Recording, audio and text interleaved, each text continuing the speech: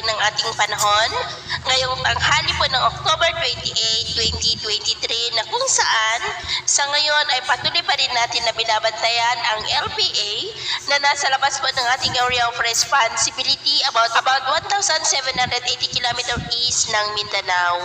Mababa pa naman po ang tsansa nito na maging bagyo for the next 2 to 3 days. Hanging amihan ang patuloy po na umiihip dito sa malaking bahagi ng ating bansa. At sa ating pong long range forecast ay wala pong bagyo na namamataan na rito na tatawid sa ating bansa hanggang sa matapos ang buwan na ito.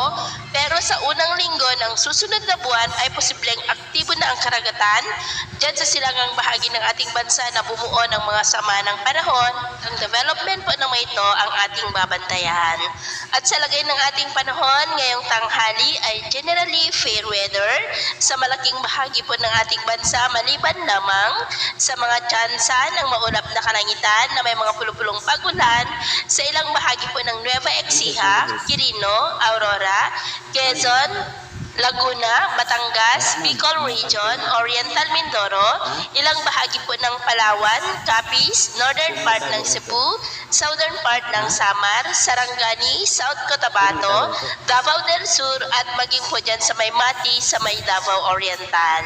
At sa susunod po ng oras, posible pa rin ng mga isolated rain sa ilang bahagi ng Ilocos Region, ilang bahagi ng Cordillera, ilang bahagi ng Central Luzon, Calabar Luzon, Bicol Region, ilang bahagi ng Mimaropa, bahagi po ng Kabisayaan, Zamboanga Peninsula at southern part ng Mindanao.